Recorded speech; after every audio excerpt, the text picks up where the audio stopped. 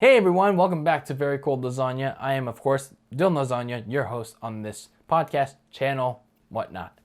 So anyway, we're here to talk about my San Francisco 49ers because, well, the preseason's all wrapped up. We're down to the 53-man roster now, and we're well on our way to week 1 of the regular season against the Chicago Bears.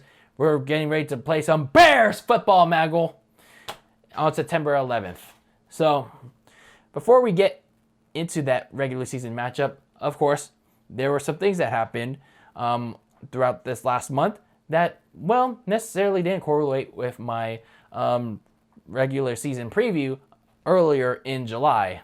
So, of course, we had the preseason. The 49ers went 2-1 during those 3 preseason games. And I gotta say, there were a lot of things that I liked, and there were some concerning things as well. So we'll start with the things that I liked. I still like Trey Lance. Don't get me wrong. I do like that he can spread the field around, that he can open up the offense a lot more. And sure, he was playing with reserves, but I do like he can air it out more than Jimmy Garoppolo could, and also he has a lot more versatility and a lot more options, other than just let's let him stay in the pocket, and then if it collapses on him, just have him run. And then let's just not call a quarterback run directly. We can actually have him throw the damn ball. So that's good that's really good for Trey Lance, to get that experience. Yes, he only had about a year in college of starting experience, as well as those 2 games last season. But these games in the preseason were important to get him tuned up for that week 1 meeting and going forward in the regular season. Another thing that I liked was the defense. Even when Nick Bosa wasn't playing, even when Fred Warner didn't play all preseason, the depth of this defense was astounding. It was really, really damn good. Drake Jackson showed a lot of potential on the edge, getting to the quarterback. One of my favorite players of the preseason, though, was nickel corner Samuel Womack. He made a lot of plays on the ball, had a lot of pass breakups, and committed and forced a lot of turnovers. Not commit's not the right word, because that's on the other side of the ball. Forced some turnovers during the preseason, and hence why he earned a roster spot and a potential starting spot as the nickel corner, alongside Emmanuel Mosley and Charvarius Ward. So that was a lot of good stuff I saw from Sam Womack. The running game was also pretty solid in the regular season, although I don't understand why Trey Sermon was on the final roster, but they probably saw what he liked more in practice than what it translated into the actual preseason games. There was one running back that was actually pretty decent. Jordan Mason, pretty damn good. Pretty damn good for a couple preseason games. Let's see how this running back core is tested come week 1. However, there were some concerning things that came to my mind. Trey Lance still tends to throw the ball a little too high over his receivers, so he needs to learn a little bit more about ball placement. And once he gets that settled in, especially with his starters like Debo, Kittle, Ayuk, then this offense can get rolling some more. But my biggest concern from preseason was the offensive line, and especially the depth. Now I get it. Left tackle Trent Williams didn't play at all in the preseason. Neither did right tackle Mike McGlinchey, who was coming back from nagging injuries from last season. And you pretty much had a interior offensive line that had some questions around it. You had left guard Aaron Banks, and then right guard, I think it was Nick Zazekel. I don't remember his name. But then you also had questions about your center because Weston Richburg retired. Not Weston Richburg. Alex Mack retired in the offseason. So you didn't really have a traditional center on the roster. But then in comes Jake Brendel to play center when he was known to be a more a tackle in college. And he actually does pretty good for moving to center. But the rest of the offensive line, especially in that Houston Texans game in the preseason finale, yeah, it was not good. Colton McKivitz sucked. I'm not sure who else played tackle in that game, but yeah, this offensive line depth, if one of the starters, especially Trent Williams, is out, it's going to suffer. It is going to suffer. It's going to make life hard for whether it's Trey Lance or the other backup quarterback that I'm going to mention in just a bit later. It's going to make life very difficult for whoever's under center.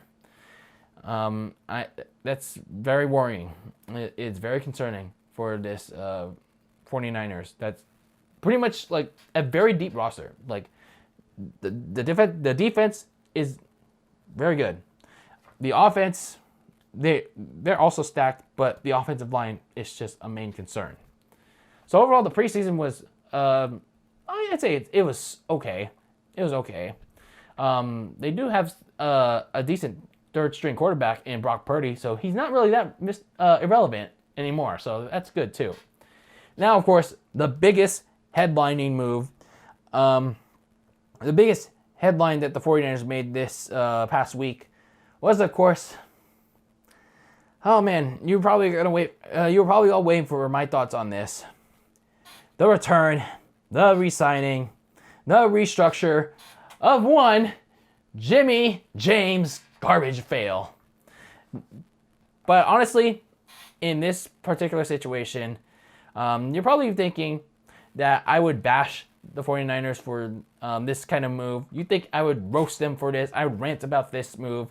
And honestly, I was that close. I was this close to getting ready to rant about them because, for one, I thought initially, like when they first announced this, I think it was like Monday when they announced this, that it was a stupid move. Like why would they keep them on the roster when they had $24 million on the books, and now you're going to head into the season with practically no spending money, especially like in the event that one of your key players goes down, and now you have no money to sign like a emergency replacement. So also that money could have also been used towards like an extension, like a future extension towards Nick Bosa or any other players that needed it. But then the actual contract details come in. The actual contract comes in. The actual restructure comes in. And then it's only $7 million. And I thought to myself, how did the 49ers go from $24 million in that large-ass contract, that 1 year deal, 1 year of his contract left, to just $7 million? That is insane. That is insane. That kind of calmed me down a bit. That kind of tempered me a bit because, I mean, I still have my reservations about Jimmy G, don't get me wrong. But $7 million, yes, it's kind of it's still a big hit for anybody, but for a team like any NFL team, it's like, oh, that's nothing. But anyway, I do think this is a solid move. I think this is a solid move for the 49ers. And yes, for as much as I dislike some of the things that Jimmy G does, he does present like some valuable experience to Trey Lance. Some valuable experience to a second-year quarterback that has yet to play at least more than one full season of like meaningful football. So for Jimmy G, like he gets a 1 year, like $7 million restructured contract that can go up to a max of $14 million, depending on if he plays at any point. And then we can even get a third round, like compensatory pick, like an additional third round pick in next year's draft if Jimmy G is on the roster for the whole year. So, I mean, I thought it was going to be bad because they're going to keep it for like $24 million. But then they managed to like narrow that down to $7 million because I guess the $24 million was like, it was not guaranteed anyway. So I mean, again, I'm not that mad about it. I'm honestly not that mad about it. I'm like, I took another look at it, and it's like, okay. I just think though that it could create some awkward situations about the 49ers like quarterback situation. Like, what if Trey does poorly, and then Jimmy Garoppolo all of a sudden does better than him? Like, did the 49ers make the wrong move to mortgage their future for Trey Lance? It's gonna create those kind of questions for many people, many people, including the 49ers themselves. So who knows? Like, who knows whether this will be the right move to keep Jimmy G around for a 1-year restructured deal, and then he's gonna be out next season, like in free agency, in the 2023 free agency. So either way, I mean, it's a solid move by the 49ers. Like, they managed to get that cap down significantly, that contract down significantly, but it's just, you have to wonder if it's going to be the right one, like, come season's end. So we'll know. So overall, I'm still excited for week 1 for 49ers football. They're going to be playing some Bears football on Sunday, which I'm going to miss because I freaking work and I can't change my schedule, which is sad.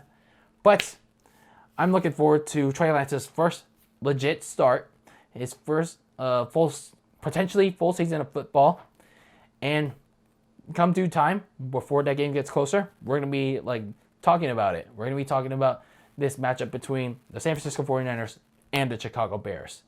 But let me know your thoughts about the 49ers preseason, your takeaways. What do you think about this final 53-man roster, the initial one at least, following preseason, and Jimmy Garoppolo's new restructured contract that's going to keep him on the team as a backup. So let me know your thoughts about that. But this is Dylan Lasagna of Very Cold Lasagna signing out. And until next time, peace out.